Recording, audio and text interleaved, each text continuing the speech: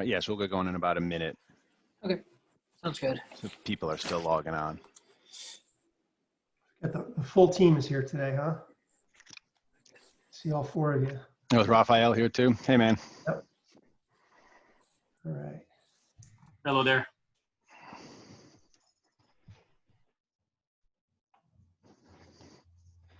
All right, good. So Raphael or Joao or Ricardo, any of you guys, I'll let you divvy up how you want to do it amongst, but we'll leave the chat room open for people to ask clarifying questions or other questions they just don't want to interrupt the whole talk for. So you guys should feel free to just jump in and answer questions, or if you want to just make comments about how well you think Sharon is doing, that's fine as well. Right. Okay. Good. Okay, so welcome everybody. We're gonna get started here. So we're happy to have Sharon here to talk about globalization, trade imbalances, and labor markets. The ground rules for those of you who are new to us, we'll just go for an hour. Then we'll have an extended amount of time at the end. We'll just leave the stream open for more discussion, more questions and comments. Feel free to just unmute yourself and jump in and ask a question, just like you would do if we were sitting all in a seminar room together. Also, as we mentioned, we've got co-authors who can also answer questions in the chat rooms. If you have a question you don't want to kind of stop this seminar for, you can just ask it in the chat room and they'll get back to you as well. Okay, so Sharon, go ahead, take us away. Great. All right, thanks. So I'm going to present my work on globalization, trade imbalances, and labor market adjustment. It's joint work with Rafael Carneiro, Ricardo Becerrilas, and Joao Pessoa.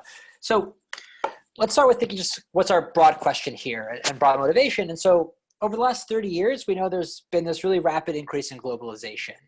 And over the last 10 years, there's been a lot of research showing that this globalization has actually been really disruptive to labor markets. And so there's a host of reduced form work, including from my co-author and a lot of really well-known papers. And this work itself has inspired some modeling work trying to understand kind of in general equilibrium, what are the short to medium run responses of workers for globalization. And there's been a lot of focus on trying to understand worker reallocation and reallocation dynamics and say there's frictions to reallocation. What are the source of the frictions? What are the sizes of these frictions? And what are their implications? But kind of absent from this discussion, and what we want to think about are trade imbalances. And what we think is interesting here is that policy actors in the US, when they talk about globalization, they usually actually talk a lot about persistent trade deficits. And so Trump particularly, is famous for having a bit of an obsession with bilateral US-Chinese trade deficits. But if you just look, historically, in the 80s, it was about Japan. In the 90s, there was a discussion of the deterioration of the trade deficit. This is kind of a perennial question for policymakers. And there's some aesthetic intuition for it in the sense that the US has been running these very long, very large, persistent trade deficits for the last few decades. And there's a question of whether or not these might matter for labor markets, at least in the short to medium run. And so that's exactly what we're kind of interested in. We want to ask, look, we know that trade economists have historically ignored imbalances when they study labor market adjustment. And we want to ask, well, is that wrong? Do these imbalances matter? Is the fact that there's intratemporal as well as intertemporal trade change how we think about reallocation? Intuitively, it kind of has to. When you think about a balanced trade in the textbook model, it has to dictate reallocation partially because, for example, if I increase my imports today, I have to increase my exports today. I can't say increase non-tradables, or I can't just move workers' unemployment. I need to change exports. Whereas if I can reallocate over time, as well as across space, then when I increase my imports, whether I increase my exports, whether I increase non-tradables, suddenly that's opened up. That discussion opens up. And so we're exactly interested in understanding quantitatively how much is that going to matter? How much does that show up in an otherwise standard trade model, basically? So how are we going to think about that question? What are we going to do in this paper? So first, we're just going to develop a framework to understand the role of trade imbalances in the labor market adjustment process. And in particular, what we're going to do is we're going to endogenize trade imbalances in a very standard international trade model. So an Eden-Korda model. We're going to endogenize trade imbalances with basically workers saving and lending. And we're going to add to that unemployment, and we're going to add costly labor market adjustment. Okay, so we're going to ask, in the trade model with trade imbalances and labor market adjustment, what's going to happen now when I can trade over time as well as across space? And a little more concretely, we're going to build a quantitative trade model. So it's going to be an estimable general equilibrium model, many countries, many sectors, with the following 3 ingredients. So like I said, the way that we're going to think about endogenizing imbalances is through consumption savings decisions that are going to be happening at the country level by a representative family. Then we're going to have labor market frictions, both across and within sectors. And how do we think about that? What do I mean by that? Workers are going to direct basically into what sector they're going to look for a job. You know, it could be a manufacturing sector, a service sector, whatever. Once they're in a sector, they're actually going to try to find a job by engaging kind of a search and matching process. And that's going to lead to unemployment dynamics, and it's going to link reallocation and unemployment. Because if you lose your job, you don't just automatically get a new job, you actually have to switch sectors and look for one. And finally, we're going to embed that in a model of Ricardian comparative advantage with costly trade. Okay? And we're going to ask how these things interact with each other. And so, you know, the literature here is broad. And so, Sharon? yeah. Can you just sort of speak to like why you need all these elements to sort of answer these questions? You know, I could have thought about starting with just a standard Backus-Keough-Kidlin model to talk about how integration would affect unemployment, or how like with imbalances I should get more volatile movements in employment. Why do you need all these extra elements? Yeah, so I think that's going to come up a lot actually too when I actually show you the numbers. I think it's going to we'll show exactly where stuff shows up. But I think so. One, I think introducing costly trade and Ricardian comparative advantage, that's going to be interesting just because when you shift consumption across countries over time, so when China's doing more of the consuming or the US is doing more of the consuming, because there's differences in how costly it is to get stuff to China versus the US, or because the US and China have different comparative advantage, depending on who's doing the consuming and who's doing the producing, you're going to get different demands for labor across countries. That's what's going to lead to the reallocation, actually. Right? Whereas if you had one good, or if you had no costly trade, and everyone's consuming the same bundle, there'd never be any change in the actual demand for workers across sectors. I was just talking about like a two country general equilibrium model with capital and endogenous labor. It seems like, what am I going to get beyond that by having many countries, many sectors, and doing it in a Ricardian framework? Yeah. So what the many countries, actually, when we talk about many countries, we're going to show actually what I think is interesting. When we talk about, say, the China shock, we can also talk about trade diversion. And actually, one thing that we're going to find, for example, is that China has a much more limited role in our model than we thought it was going to. And that's because what's happening is in the rest of the world's also growing. And so, you know, if China had grown a little bit less, just other countries would have stepped in. And like you could argue, I mean, so if you care about China in particular, you kind of have to model the other countries. If you don't, then I agree with you. Maybe we could have just stuck to just saying there's the rest of the world in the US. But we kind of thought this idea of looking at China and asking like, how much does China matter relative to the rest of the world? We thought that was interesting. The reason you want many sectors, I think that's partially because of realism. I mean, we want to talk about reallocation. And when we do reallocation, there's reallocation across different manufacturing industries. And that might be easier for workers than reallocating into, say, services, right? And so if it's more costly to reallocate across, say, manufacturing sectors versus into, say, services or into, say, agriculture, then that's going to have different implications for unemployment, say, if workers would rather enter unemployment instead of switch sectors, or different implications for consumption dynamics or wage dynamics. So for us, that's more of a quantitative statement. It's about realism. The fact that we know that these costs are going to be very different. And so you have two tradable sectors, you might not capture the full spate of heterogeneity of these reallocation dynamics. Okay. But like, look, and also when I get to the actual, when I get to the counterfactual analysis and you see some of the pictures and the graphs, you could say, look, I think all manufacturing is moving in tandem or something, and so I don't care, and that's fine. I mean, that would be your opinion. We think it's kind of interesting, but that's kind of the answer. I think that it shows up in the numbers. Okay. So moving to the literature. So there's a large literature on kind of adjustment process in response to globalization. There's a lot of names. We're not, this is not an exhaustive list at all. So I'm not going to spend a lot of time going through all these names. Instead, though, I do want to draw attention to sort of this box at the bottom. And this might also help at least, help answer the question that George just asked, which is like, why are we doing this a little bit? And so here's what we're thinking about. we thought about this model. So at least as far as sort of the quantitative trade literature has gone, it sort of starts with the Incordum, and there's also the Caliendo-Para model. And these models basically say we're going to have perfect labor mobility, and we're not going to think at all about imbalances, either balanced trade or just kind of ad hoc transfers across countries. And we're going to think about things like the gains from trade and wages and welfare. And then there was a few papers that thought about instead using trade imbalances in a framework like this. And so Reyes-Roles has some, my co-author has some work on this. Eden Kortem and Niemann, Ramalis, Kehoe, Roll, Steinberg have thought about these questions about, we're still gonna have perfect labor mobility, but we're gonna have trade imbalances in a world with multiple sectors and potentially multiple countries. And there are implications for things like relocation dynamics, consumption dynamics.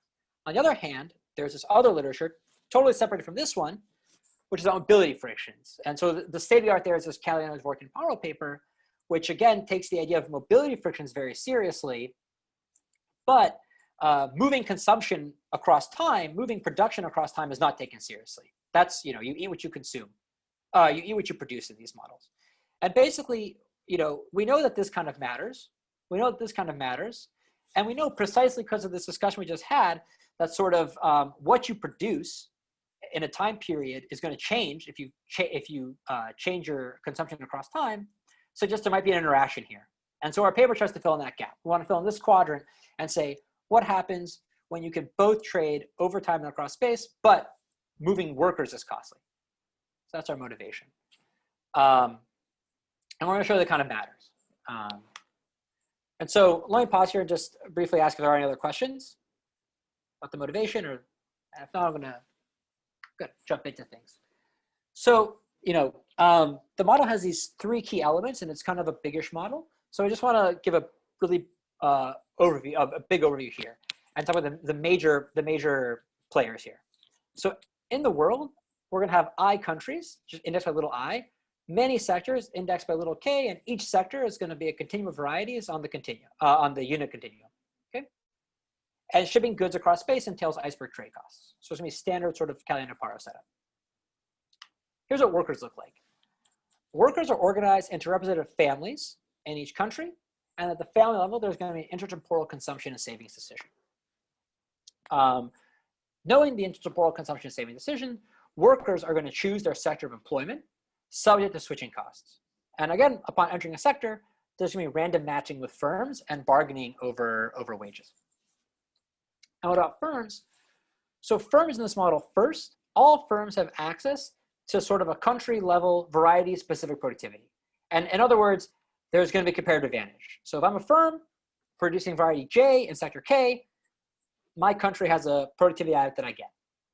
In addition to that, single worker firms are going to draw an additional match specific productivity. And that's coming from the search and matching process. And then there's going to be free entry in this model that's going to help pin down the massive producing firms. Okay. So that's the overview. And now let's jump into the details. So first, what is consumption and aggregates? What are the consumption aggregates looking in this model? I'm just going to say it's going to be a standard Caliendo-Paro setup. There's going to be a couple aggregator of intermediates. Intermediates are CES aggregates over varieties. Production is going to use your Higgs neutral productivity shock Z and a composite of intermediates. The only place we differ is that instead of choosing your labor at the firm level, you're fixed with this match productivity X. And that's where that's the only point of departure from a fairly standard Caliendo-Paro setup. Okay. And this X comes from the labor market side of the model.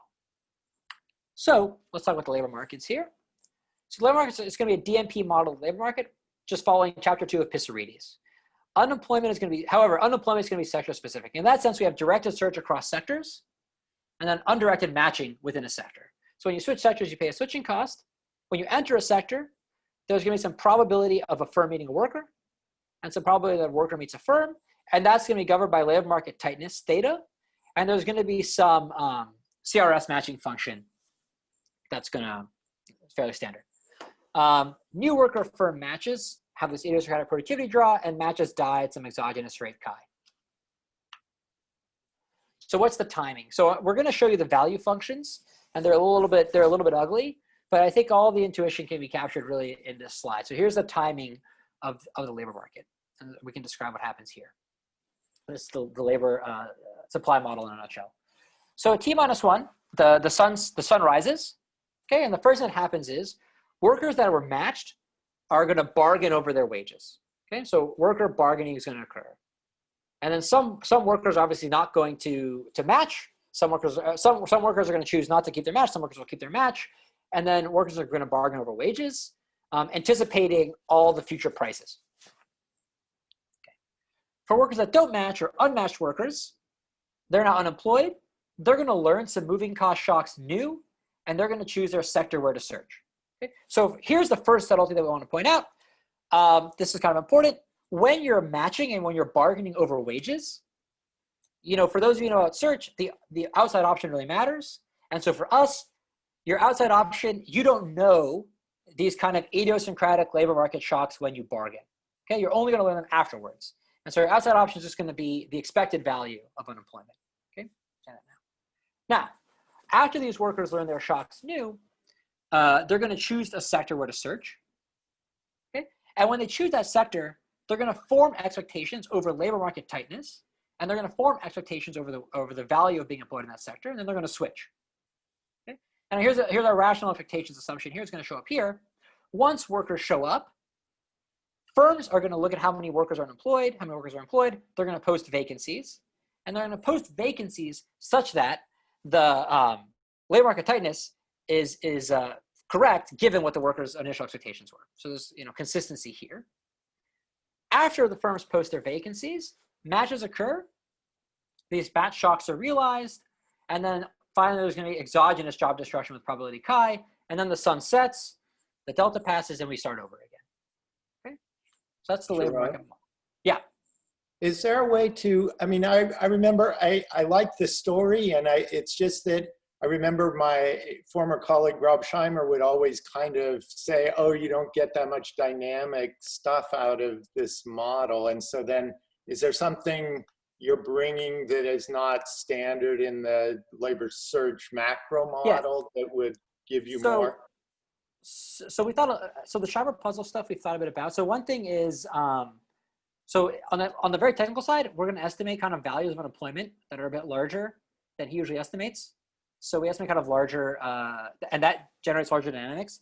The other thing is trade shocks are just at a much larger, they're bigger than business cycle shocks, and so that's going to generate a more sizable response. But yeah, that's what we're going to say. But for sure, I think expanding here is something that could be pretty interesting because there's a lot more you could do with search then. Yeah. Does that answer your question? Okay. Yeah. Okay. So that's the labor market in a nutshell. So and then the timing. So now let's.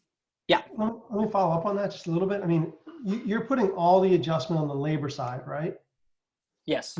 Is there a reason to sort of think that all the adjustment takes place on the labor side as opposed to these firms and making decisions and where they're selling products? So okay, so there's some stickiness in that once you've posted a vacancy, it's sunk. So I can't take my vacancy across sectors. I can't take my match with me to another sector. So there's some sunk. So just like the workers have sort of made a sunk decision, firms make a sunk decision of what sector to enter. But in terms of, like, say, export market dynamics, yeah, we totally don't have any of those. I mean, it just speaks to like I mean, this is following up on. I mean, the reason why the Sharon puzzle exists is because people don't stay unemployed for that long, and so it's very easy to kind of move through, and the transitions are very fast. And so I would think that if you're really thinking about slow adjustment, you need investments that are much more durable than the ones in vacancies. Well, yeah, so part of that's going to come from our sector adjustment costs too, right? So if there's an increase in unemployment in one sector, even if there's job destruction in one sector and job creation in the other, it could be that workers still don't move across sectors to plug that up. Okay, so turning to the family. So turning to some more of the more technical parts of this. So the way we set up the family problem is as follows. So every family country I just maximizes the following objective function. So calligraphic U here is the individual level utility, and there's two pieces to it. I don't want to get into the details because it's a bit messy. It's essentially the same as CDP or ACM. You get some utility from consumption, And then there's also these switching costs and labor market shocks that also enter your utility. And those things combined determine, your welfare. There's also, the only thing that's new for us are these intratemporal preference shocks phi. And so we're going to have an endogenous component to deficit dynamics that's going to come from these smoothing decisions. But sort of, following Kim's work, we're also going to have these kind of intratemporal preference shocks, and other people's work as well, these intratemporal preference shocks that's going to let us also get some exogenous driving factors that are just going to say that some countries want to save and some countries want to just save at different times. It's also going to help us fit the data. The budget constraint is going to be fairly standard. The family is going to choose how much to consume. It's going to collect all the wages. It's going to get a lump sum transfer of profits from firms. And then also it's going to make a decision on how much to borrow and save. So it's going to pay down interest payments or collect interest payments on past bonds, and it's going to choose a new bonds position every period. So what's that mean? So let's think about the Euler equation in this model and consumption in this model first before we even get to the reallocation dynamics. One question. Yeah. Can you just go back a slide? Yeah. So is the family choosing consumption for each of the individual members? I'm just a bit confused here about what the family's choosing and then how the individuals, what they're choosing and how that adds up. So I think I know where you're going with your question. And so if you can just let me go to the next slide, I think it's going to make sense. And then you can tell me if still not, actually. So, because I think this might help answer your question. So within the countries, there's essentially full risk sharing. So everyone's consumption is going to be equalized. And so we're going to get very upfront about this. We're going to talk about unemployment dynamics, and we're talking about reallocation dynamics, and we can think about income inequality a little bit, but we can't speak to consumption inequality because we have this full risk sharing within countries. The big benefit of this is, and I think this is going to Dorian's question here, is, this is going to make solving for aggregate deficit dynamics easy. And it's also going to allow us to decentralize the labor market. And the key is that workers are basically going to act as if they're using the stochastic discount factor instead of the discount factor. So they're going to value wages at the level of the marginal utility of wealth instead of just at the level of log wages. And that's what makes these two things consistent with each other. And is that also answering your question? Yeah. Okay. So that answers that. And then the other thing is, how does actual savings occur? There's an Euler equation that basically is going to take the world's interest rate, and that's going to be used to equalize consumption for each country over time. And finally, we're just going to use log preferences to simplify a bunch of stuff. So that's the family equation. And so now we can to workers, to the value functions for workers. So the value function for unemployed workers is this. It's a bit messy. It looks a bit messy. It's actually simpler than it looks. So let's just walk through it. So if you're an unemployed worker in sector K with shocks new, what are you going to do? You're going to choose your sector to work in K prime. You're going to pay these moving costs, and you're also going to get your unemployment benefits B. And Sam, going to your question, we're going to estimate these to be quite negative, which is also going to help with the Scheimer puzzle stuff. And then, after you've paid these costs, you're going to get, with probability theta Q theta, you might match. And if you match, then tomorrow you're going to work. Depending on how good your match is, you may choose to work, in which case you become an employed worker, or you can choose to stay unemployed. That's your option. If you don't match, then tomorrow you remain unemployed. It's a pretty standard Bellman equation for workers. If you're an employed worker, it's going to look like this. You collect wages. And again, you value wages using the family's marginal utility of wealth. And then tomorrow, if your match does not exogenously break, you can choose to continue working. And with probability chi, your match may exogenously break. Okay, so that's just the value functions for workers. For firms, things look as follows. So again, as I said already, firms in each sector have access to a variety J specific productivity, and they're going to be price takers in product and input markets. So there's perfect competition in product and input markets. Only labor markets have frictions. And there's two kinds of firms. First, there are incumbent firms. So what do incumbent firms do? Given a match, so conditional on a match, firms solve the following function to maximize period surplus. They're just going to buy inputs to maximize revenue, basically. And there's going to be costless variety switching. So what we mean by this is the following. Given your match, you can choose whatever variety you want to produce, but you can't switch sectors. And so because of that, surplus is equalized across sectors. And actually, so this was a nice technical insight that one of our co-authors came up with, was that basically this thing is going to, that the surplus function in sector K is ultimately going to be independent of the varieties. It's going to be a sector-specific linear function of X. And these things, which we're going to call the sectoral surpluses, these W tildes, these are going to end up playing exactly the role of wages in Eden Accordum / Callian Paro. So, usually we think about the unit cost function and wages in these models. Here, we don't have a wage. We have a wage function that's linear, that with slope W tilde, but this W tilde ends up playing exactly the role of wages, and it's going to let us preserve the entire gravity structure of the model. It's going to let us preserve the whole EK structure. I'm not going to write down firm's value function because it's really standard. It's the mirror of the workers, except whereas firms care about revenue net of wages, they don't care about wages. They're going to Nash bargain to determine that wage function. The other kinds of firms are potential entrants.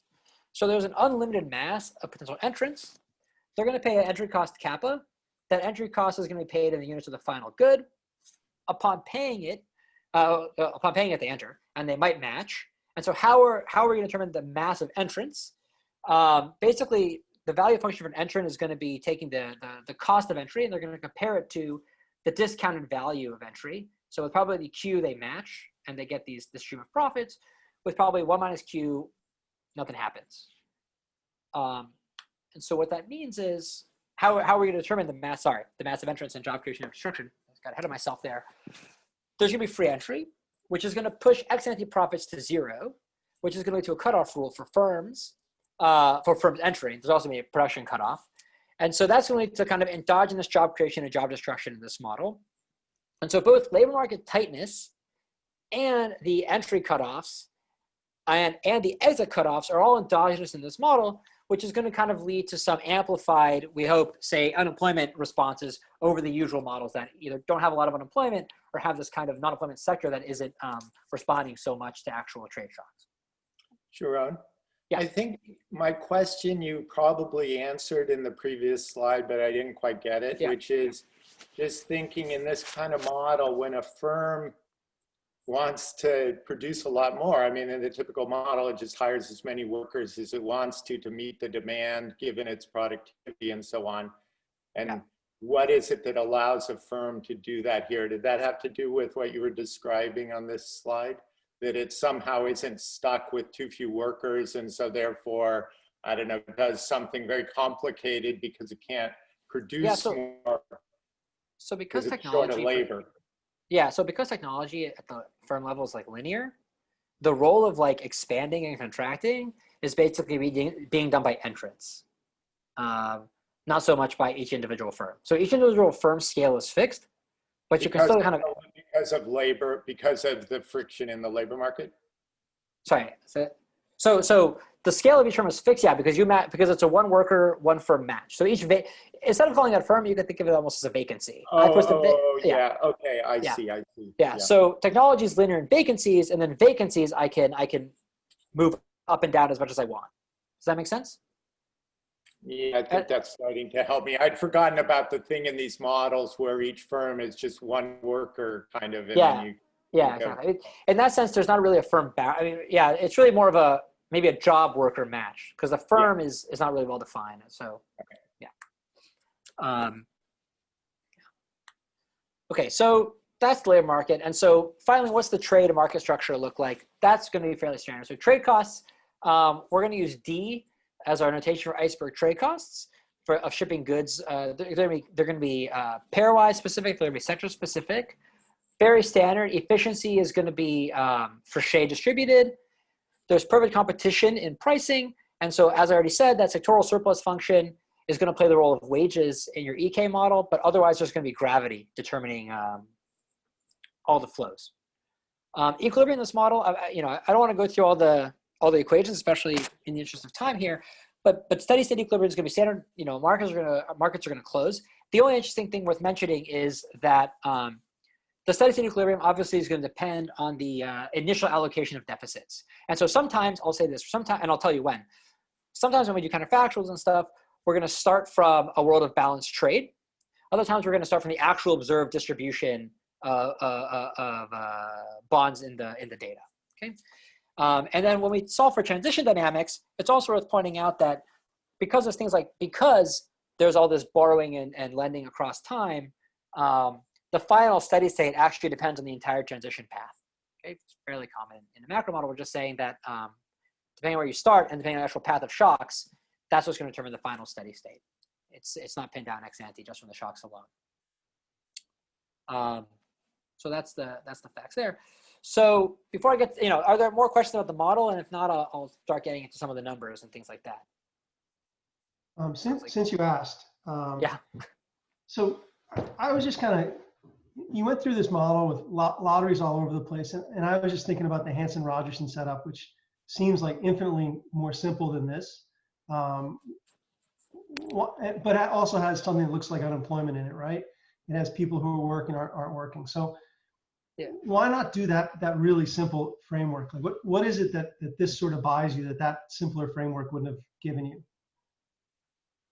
So this is a good question, and I'm going to pause because I've not thought about it. I mean, yeah, yeah. I'll let Rafael jump in. I think the answer is we want to make a quantitative statement. We want to see whether a 2-country model makes any difference versus a 3-country or 4-country. And actually, in the end, you see that it's going to make a difference. Some of the findings that we're going to findings that we're going to have, having a 2 or 3-country. My question was about like the way you guys decided to model unemployment. Yeah. So that, the first generation that people started doing this was that they would just have lotteries within a family where some guys worked and some guys didn't work, and the people who didn't work were unemployed. Yeah. And George, this is a fairly. Yeah. No, sorry. I think the answer is I think the answer, George, is we wanted to have a labor supply. We want to have some labor supply decision, and for us, maybe this is just historical accident. This seems like to us very natural, just because we'd studied some search models in the past. That's like the most honest answer. And the truth is, I have to think a little harder about, what the applications are going to look like. You're thinking of like the model where, are you thinking of the model where people just have kind of different? There's like a continuum of preferences over leisure, or you're just thinking of the model where it's just some guys get to work and some don't. Some people work, some people don't work. You trade lotteries over that. It's just like the family setup. Yeah. And then that just ends up looking. Yeah. In the macro block, it ends up looking like log C minus V of L, right? Yes. So that's a labor supply decision. That's a labor supply decision. Yeah. So I think this is voluntary. This is voluntary unemployment. And here we really wanted to incorporate this idea that workers can be unemployed even though they want to work. Okay. Yeah. But like I said, I think more broadly, it's just we thought of one way to capture labor supply. Like Rafael said, we just wanted to get some kind of unemployment margin. And if we think that, I actually be happy to talk about this, especially after. If you think that like sort of, perturbing search and doing it a little differently might have like some radically different assumptions, I'm happy to think about that and talk about that as well. But for us, this just seemed like a natural starting point. But that's the answer. And just to complement, what George is suggesting is exactly what you have in your job market paper, what I have in my job market paper, and what CDP have. And we think this is an unrealistic model of unemployment. So on that, so a somewhat different question on the big picture. So your previous work was on Brazil, but this is supposed to be applied to the US. And so the model, the purpose of the search model is to generate unemployment. But one very striking feature of the US pre-COVID is that there was no unemployment. There was no aggregate unemployment, right? If anything, the labor market was overheated. On the other hand, all the big effects of the China shock that people documented were all at the regional level. So frictions, labor market frictions, were potentially important, but they were all spatial frictions, preventing people from moving across regions. So this model has a lot of friction across sectors and generates unemployment. But do you think this is really the right model for the US? I mean, I would think it's the right model for Brazil, but do you think it's the right model for the US? So I think so. On the one hand, if you really wanted to add the spatial dimension to this model, the first thing is, I mean, that won't be so hard. You just need the data, like LSC, as in CDP. But, you know, just to defend the point, I mean, first, I think to some degree, space and industries can kind of stand in for each other. A lot of the thing is that a lot of industrial activity in the US is like somewhat spatially concentrated. I think we know that. And so to me, it's like it's not clear to me how much is different between the spatial frictions and the industry frictions. If the reason that it's hard to move across space is just because my industry is shutting down everywhere in the few clusters that it exists, then that's going to look like a spatial friction, but it could just be an industry friction. No, my point is that in the model, the sectoral frictions generate aggregate unemployment. In the US, we did not have aggregate unemployment.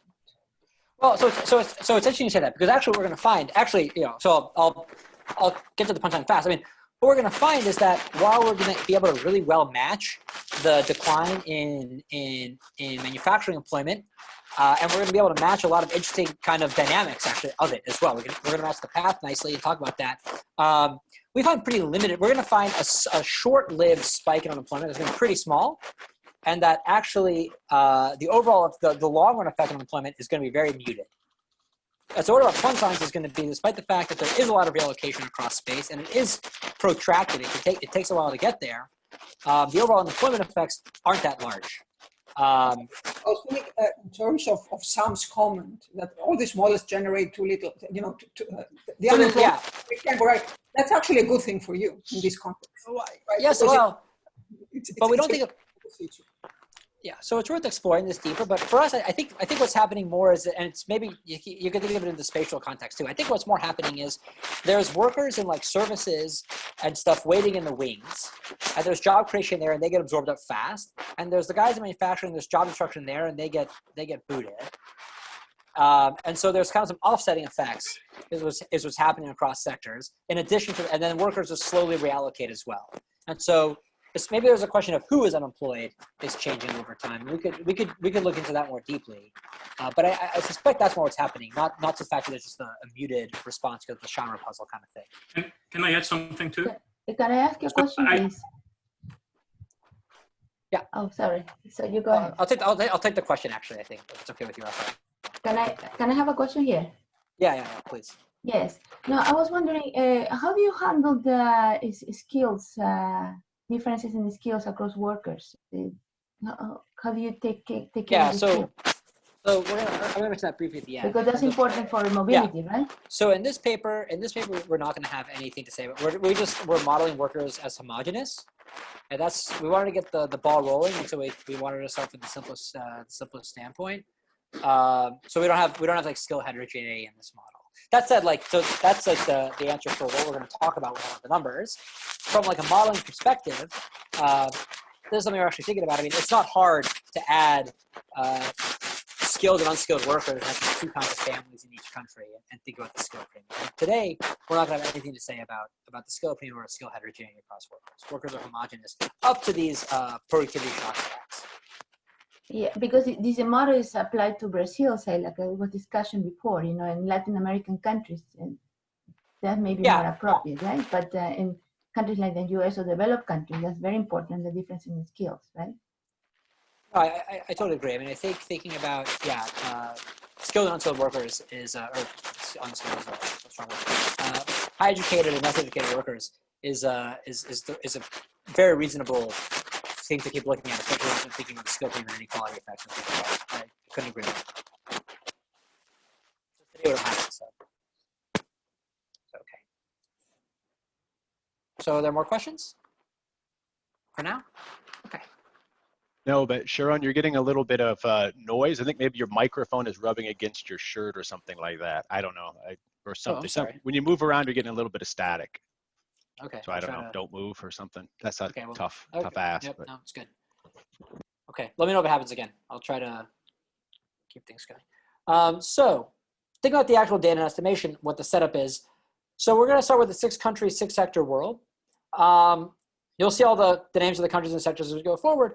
I'll just say importantly, we're going to have the US, we're going to have China, and we're going to have a couple aggregates of other rich countries and a couple aggregates of other emerging economies. We're going to pull data from the WIOD, from the ILO, and from the CPS. and we're going to estimate the model using the method of simulated moments. So there's a lot more on this in the paper, and I don't want to talk so much about estimation because I want to get to the counterfactuals, but I do want to mention two things. One we think is actually pretty interesting. And when I talk about, we can add skills and things like that, we can add a little more heterogeneity, this is really how I think we're going to be able to do that and leverage that as we go forward. And so what we kind of find is this is important. In our model, the way we set it up is if you condition on the trade matrix and you condition on NX in the data, you would actually estimate the model, the labor market parameters of the model, country by country. Okay? And you don't ever need to estimate the sort of productivity parameters or the trade costs and the levels. And a lot of the intuition is similar. The intuition for you don't need these, the A's and the D's, that's kind of similar to hat algebra style logic that you get in a lot of these trade models. And then the reason the estimation can be done country by country, I'll just briefly say the intuition is something like, once I know the trade matrix, and once I know consumption, I can basically solve for gross output in every country and every sector. And that's kind of like knowing labor demand. And so once I kind of know labor demand, it's almost like conditioning on labor demand in each country. I can then estimate the labor supply for each country separately. I don't need to solve for the world GE to do that. And that lets us do estimation really rapidly and speak to kind of these rich labor market dynamics. So we have to solve everything every single time I want to update a set of parameters when we do the estimation. I thought that was a nice insight. And the second thing I want to say is the following. So I'll just say this. The moments that we use when we do estimation, a lot of it's going to be standard. So for kind of the trade matrix for NX, and then for sort of wages and employment allocations, we're going to use WEOD. For unemployment data, we use ILO. And then here's where things get a little bit different. So when we talk about the labor market supply model, we're mostly going to rely on the US. So we're going to use moments from the US wage distribution to estimate that X, the distribution of that X function of the productivity shocks. And then we're going to use transition rates in the US to estimate those switching costs. And we're going to assume those are common across countries. It's a bit of a strong assumption, but as more and more microdata becomes available, you can start thinking about relaxing this and really estimating separate labor market parameters country by country. But today we started just using the US data. And despite doing that, we're going to find that we're able to fit our moments pretty well. I'm not going to jump into model fit, just.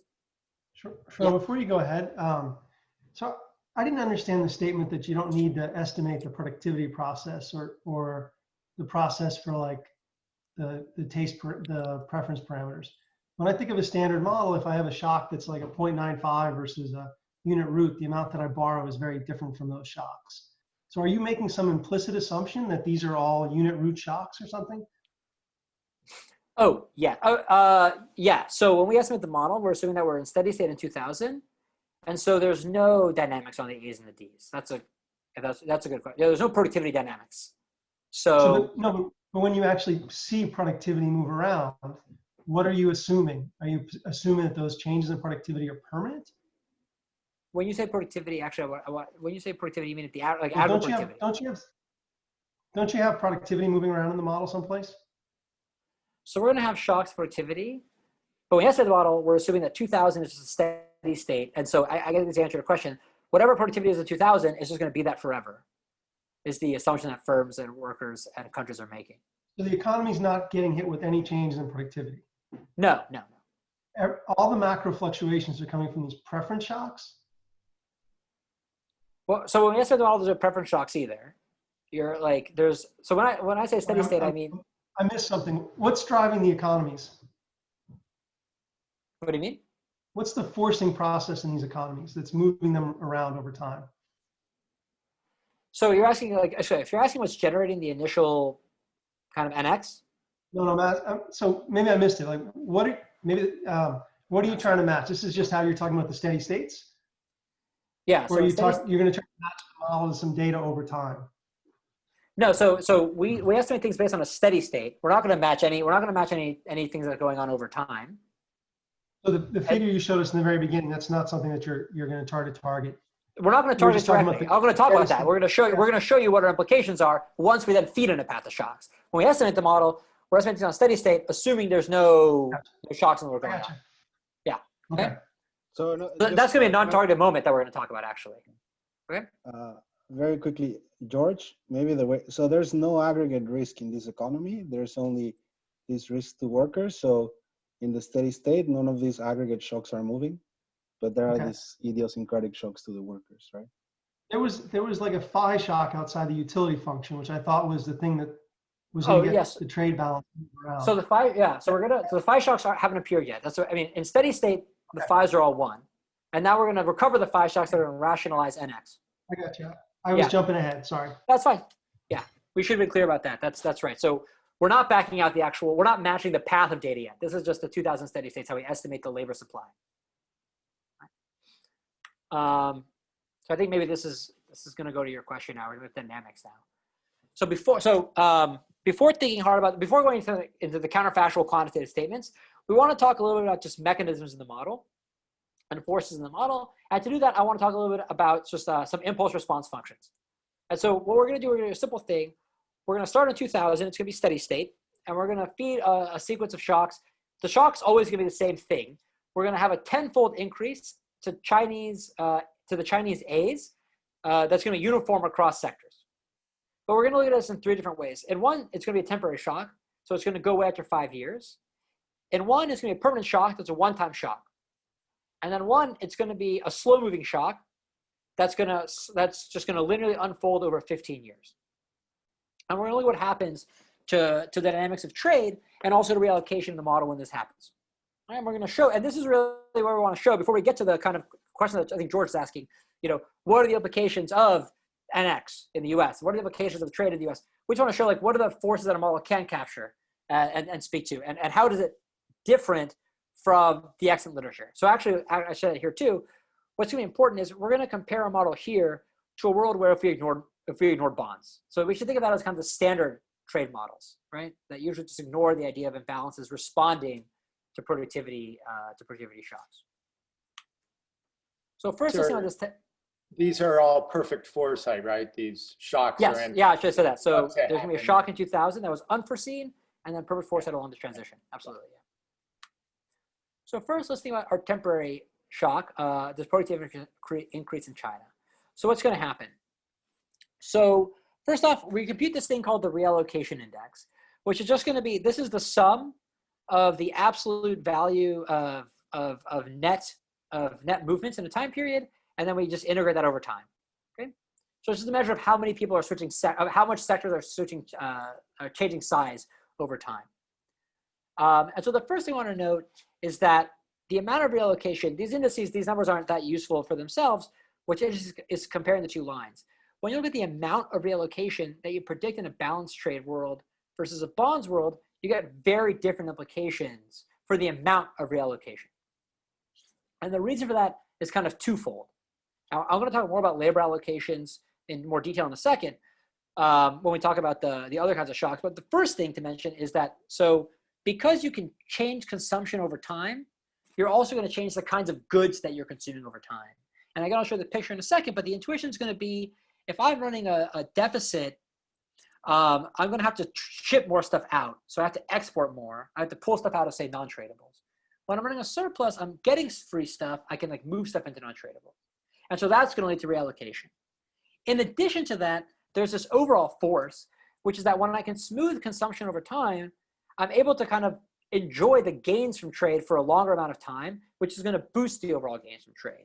And so how is that going to shape reallocation? That's easier to think about, I think, from the no bonds perspective. So think about a balanced trade world. The initial equilibrium and the final equilibrium have to look the same because there's a temporary shock. George Jackson, there's no fee shocks, there's no change in bonds, everything's just going to go back to normal. And what that means is that everyone at time zero knows that any reallocation that we do has to be undone. So I have to pay all these costs multiple times. And since I only get to enjoy this reallocation, since I can only enjoy this productivity gain for the time that it's there, for the 5 years that it's there, and then I lose it, and we go back to the real world, the costs of reallocating in the very short run and then undoing it are quite high.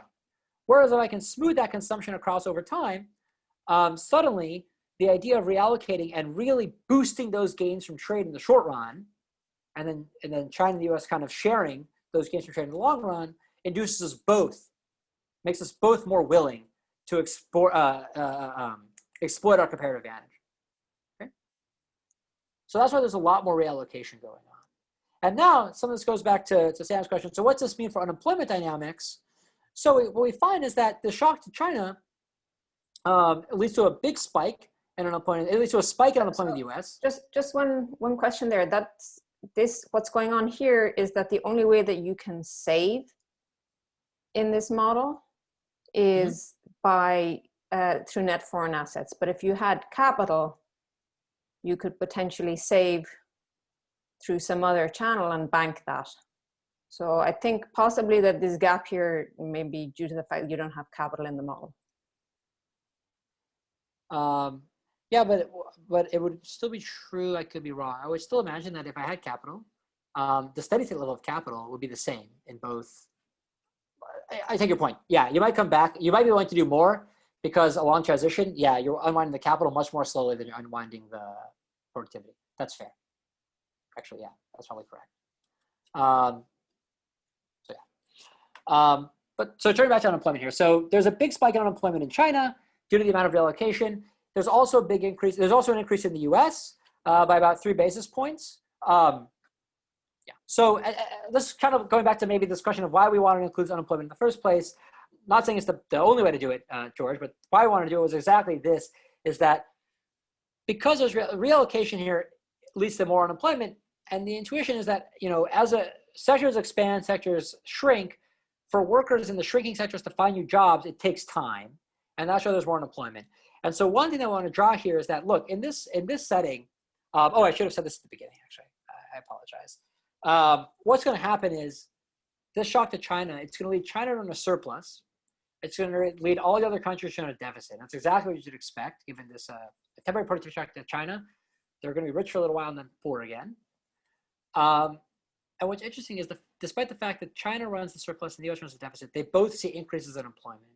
And that's because in this model, sort of the actual level or direction of the net flows don't matter. But it does turn out that changes in net flows are going to lead to unemployment. And the reason it leads to unemployment is precisely because as workers have to reallocate across sectors, that's disruptive. And that leads to these unemployment changes.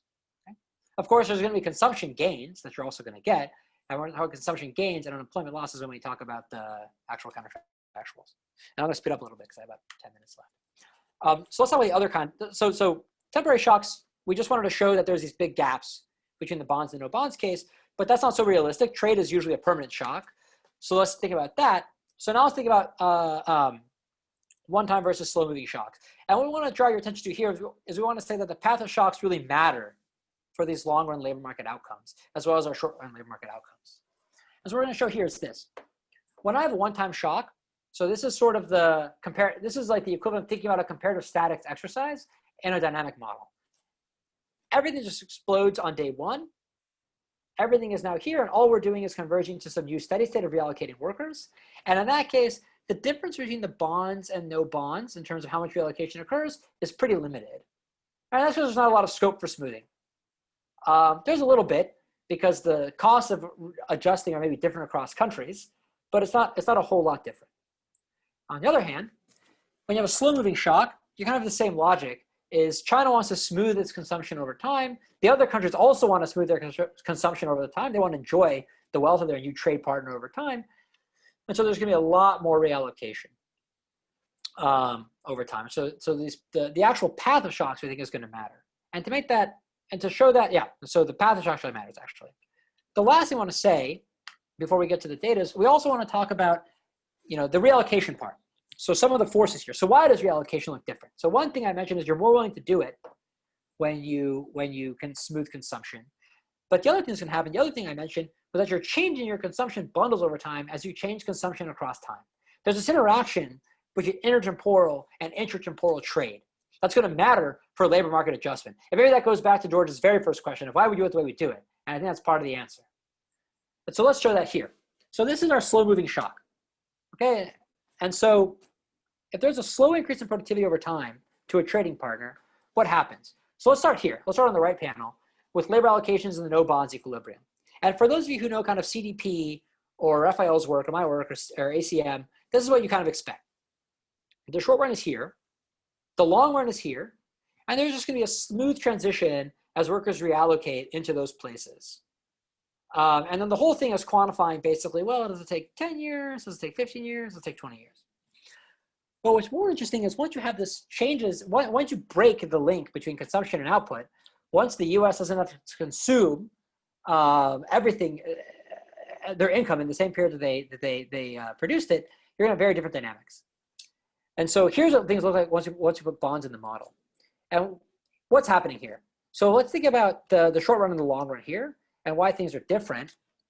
So things kind of, in each period, things kind of make sense. So when the US is running a large trade surplus and China borrows, what happens is the US is exporting stuff. And then, like we said, what happens when the US exports stuff? Well, first, they can only export tradable stuff. And so services have to contract. And what do they choose to export? Maybe, what they choose to export is going to be determined by comparative advantage. And it's going to turn out the US has a big comparative advantage in agriculture. And so they're really going to boost agricultural production. In the long run, once they wind down, once there's rebalancing, things are going to shift. The US is going to run some permanent deficit, and there's going to be a big decline in manufacturing, and an increase in services, an increase in agriculture is going to be sustained. So the first thing is the short run and the long run look very different when I allow for this intertemporal trade than they would in a world where I just ignore that channel. And I'm just slowly converging to basically the long run. And the whole question is just how long does it take? The other thing that we think is really interesting is that there's long run ramifications that are going to kind of occur through valuation effects. Because the final foreign asset position is going to depend on the whole path of shocks, you're going to have different allocations across countries when you have bonds. And you can see that actually just by looking at the y-axis here. So here, China's expanding, say, its manufacturing sectors, that's the dark purple, yellow, and red lines, by the order of 40 to 20%, whereas here it's almost halved, right? So you get way more, you get a permanent shift that's way more pronounced when you allow for these kind of smoothing forces. Okay? So those are kind of the key model mechanisms. By shifting consumption across time, I'm going to change my patterns of trade both in the short run, both in the long run, and that's going to have implications for labor market dynamics. That's going to feed directly into unemployment. It's going to feed directly into wages, and it's going to matter for aggregate consumption. So now let's do the final thing. Oh gosh, where we actually think about what this means.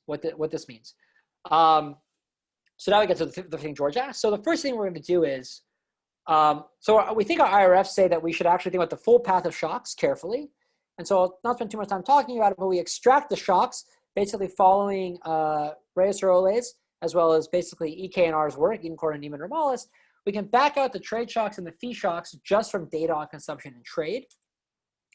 And then we have to use the model, but basically by matching trade patterns over time, we can also back out changes in the A's. And then George, this gets to your question. We don't target ever imbalances or the path of labor in the US.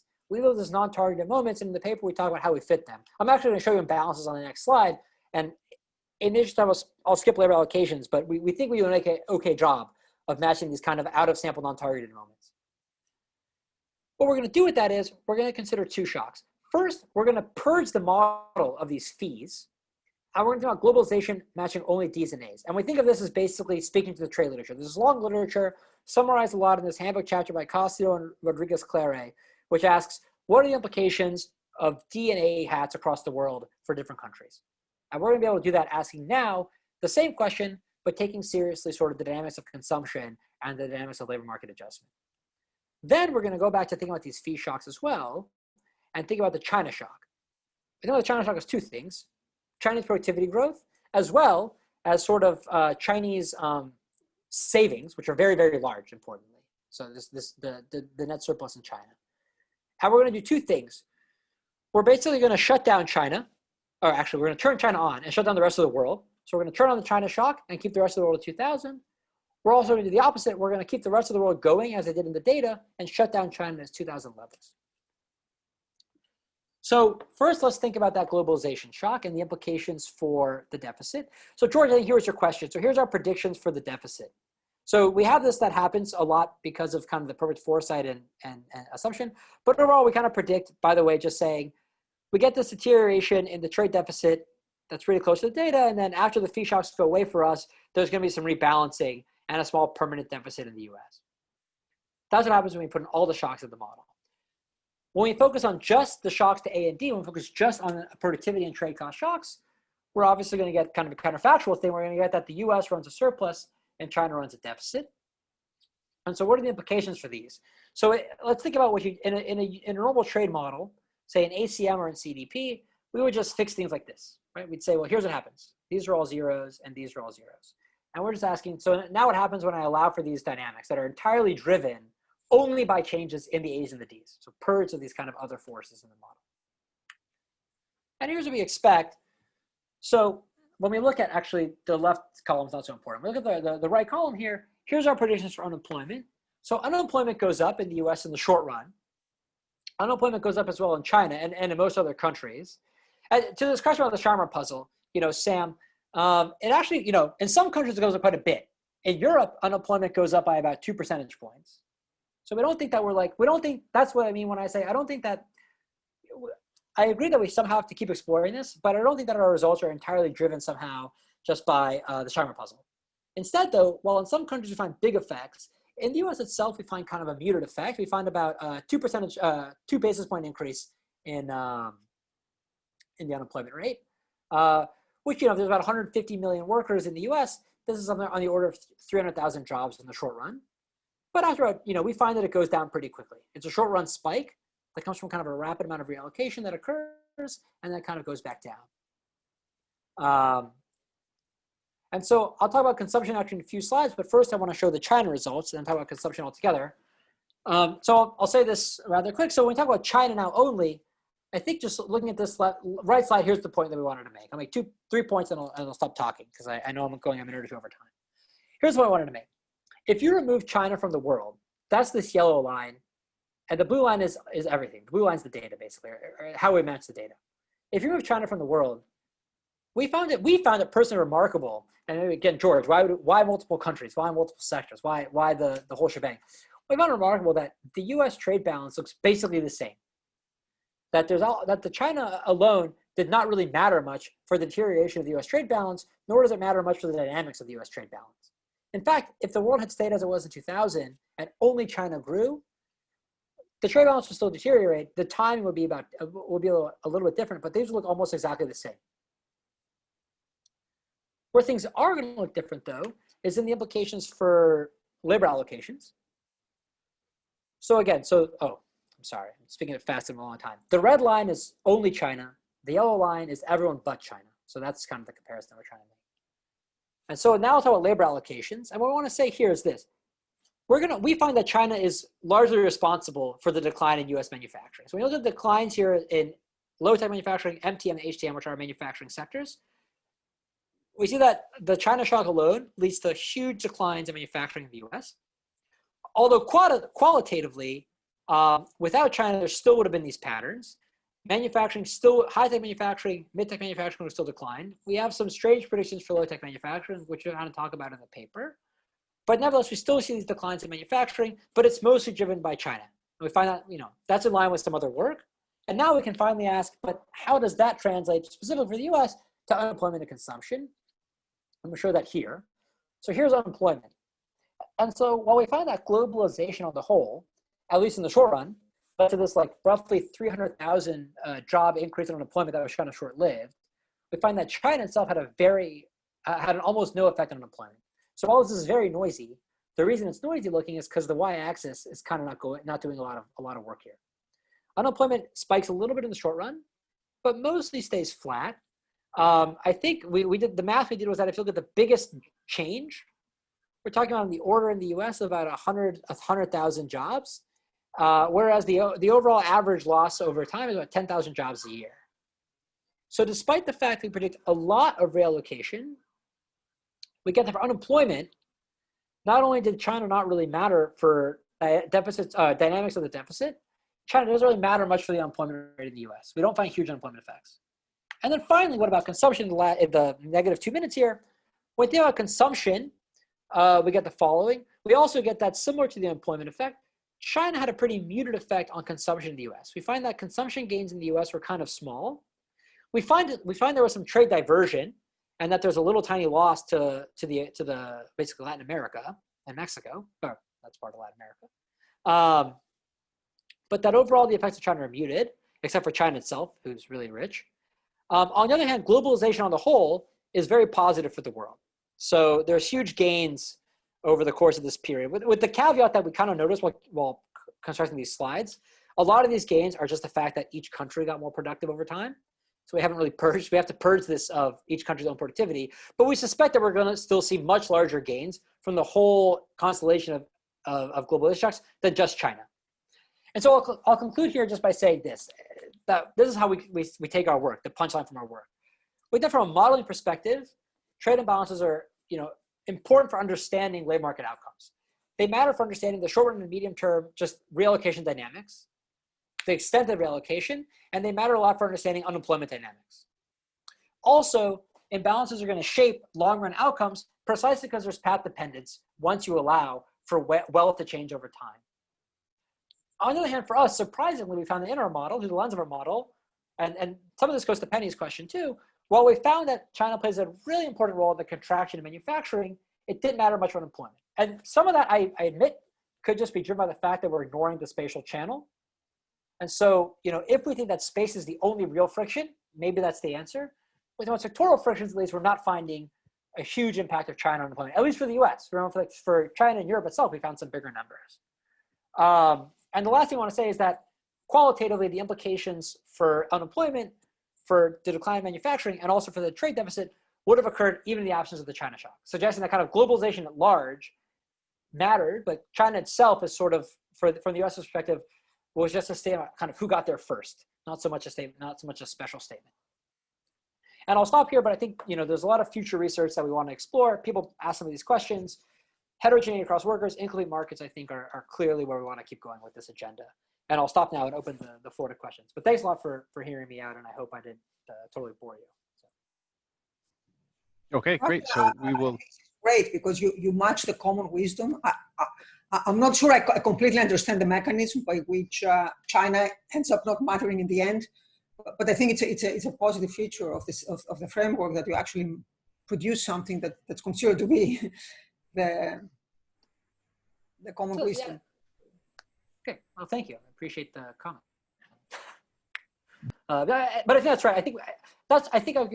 We see that. That's what I mean when I say we think that's a bit of a strength. Some of these out of sample moments that we don't really target, like the effect of the China shock, the actual path of deficits, I think we do a good job hitting those, which does give us some faith that when we then talk about the general equilibrium stuff, that's not totally crazy. That maybe our unemployment is totally nuts. That is how we think about it. That said, of course, some of these questions you brought up about space, other questions about the skill premium, there's clearly room to think about consumption and income inequality that we have not yet hit upon.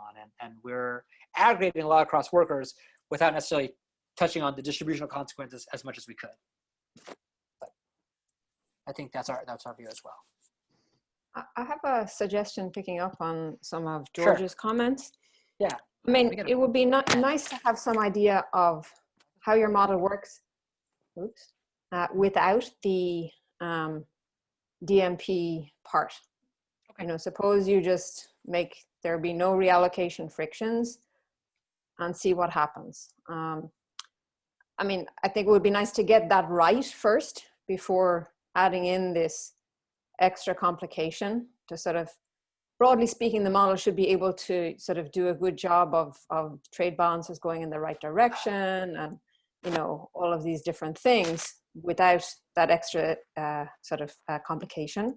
And then you could see what the incremental sort of impact of putting in these surge frictions would be. Okay.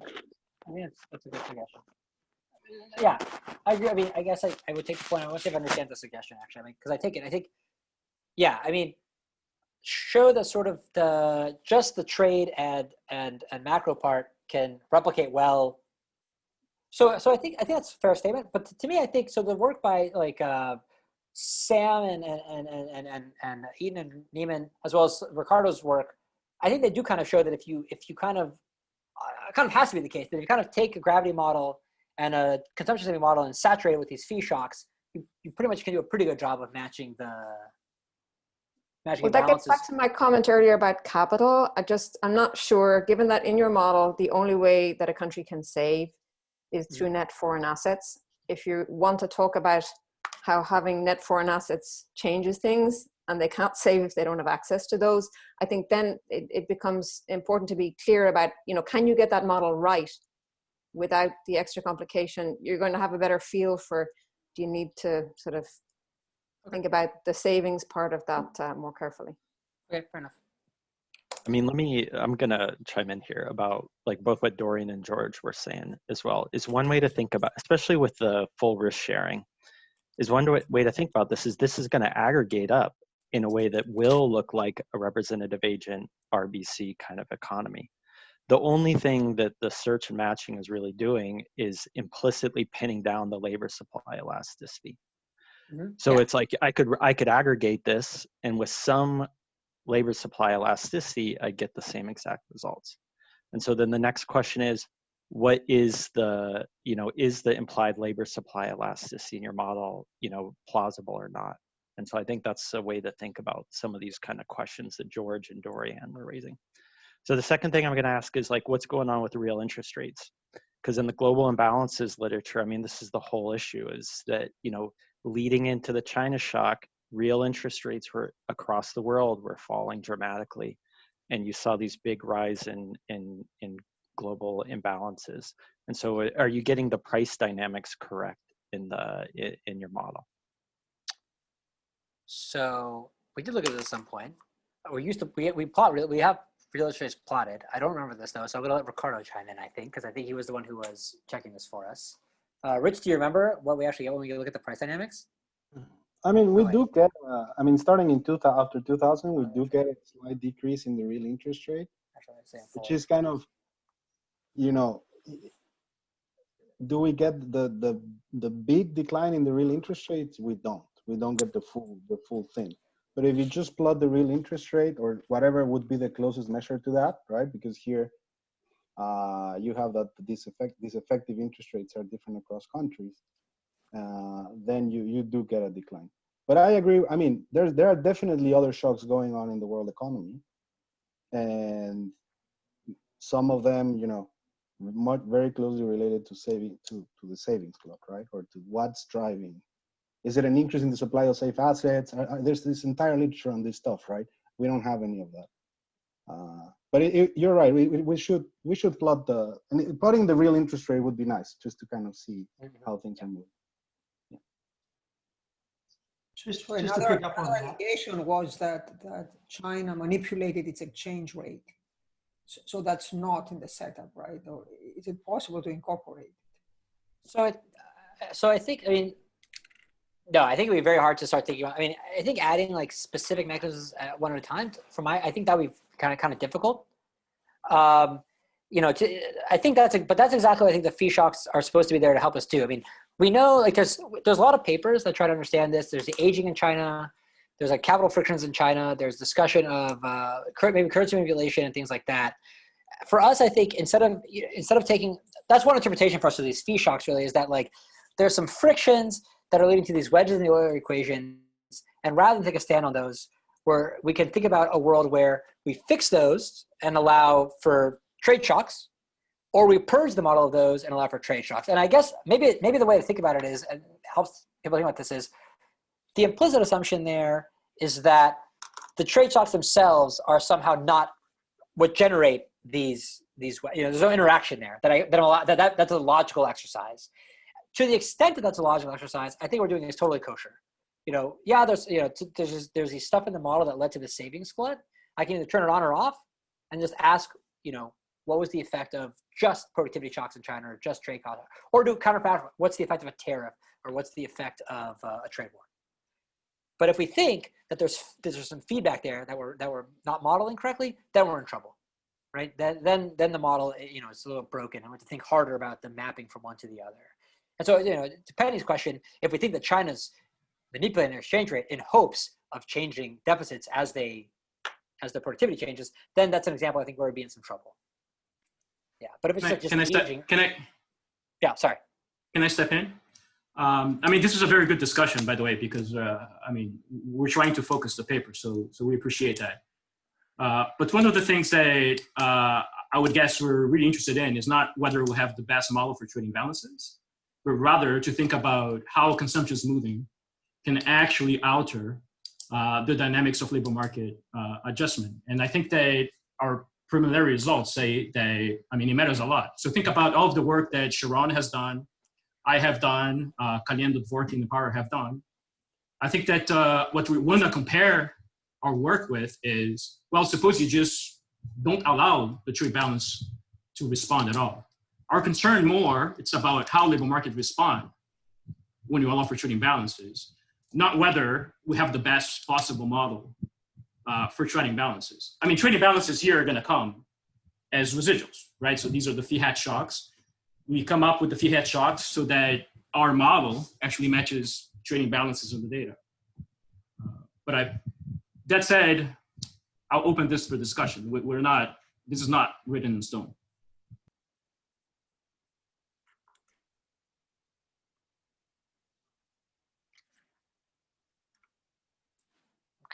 So otherwise, everyone seems fully convinced of all results. So I'm happy with that. Unless.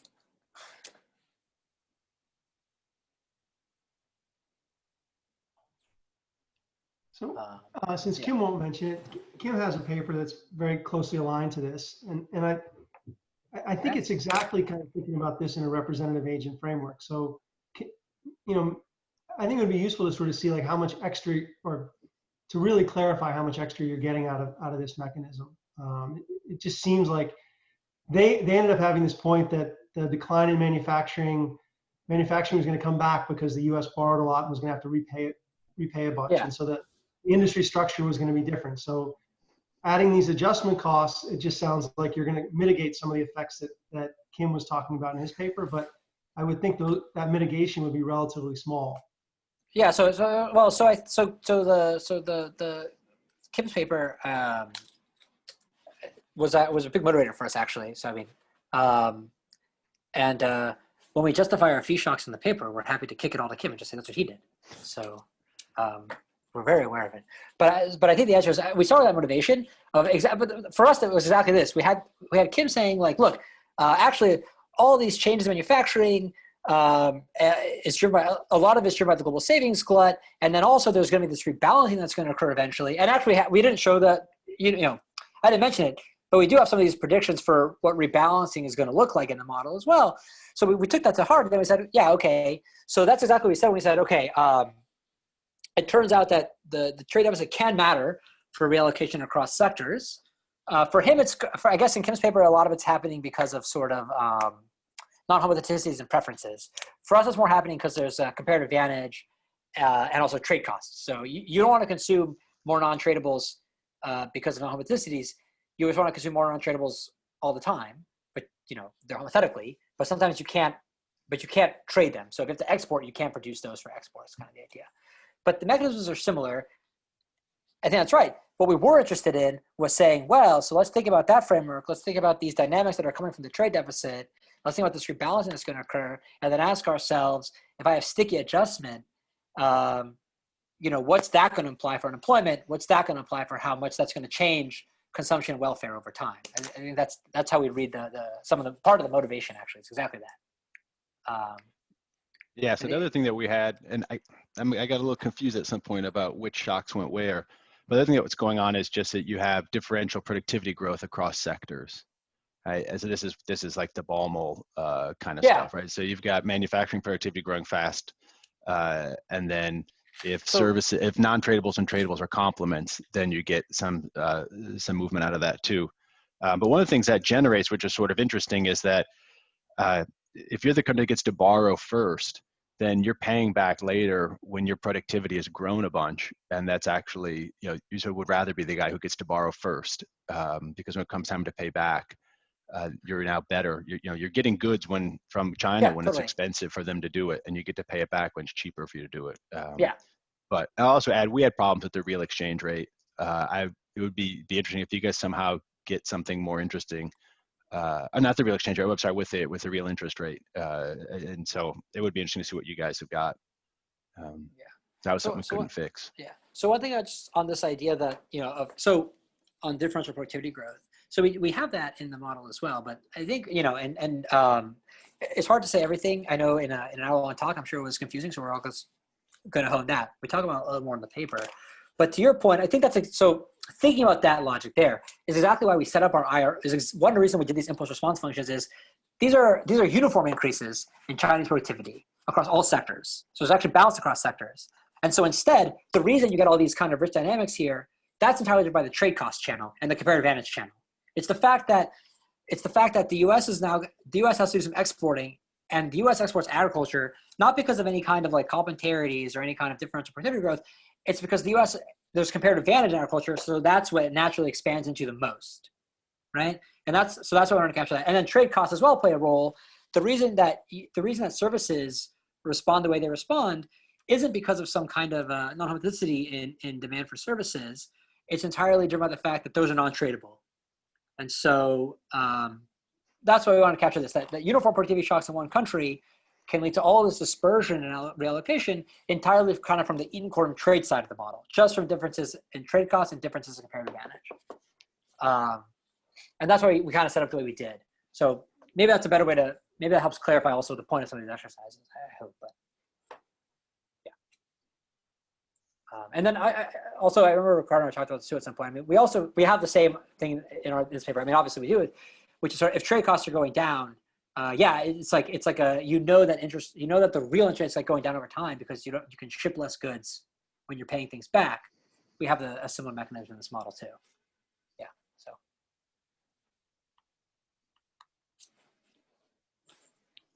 Okay. Some more questions or? Or we can stop the recording here, Roman, and then we'll leave the channel open for other people who would like to keep talking. But we'll call this sort of the official end, and then let people hang on to talk more.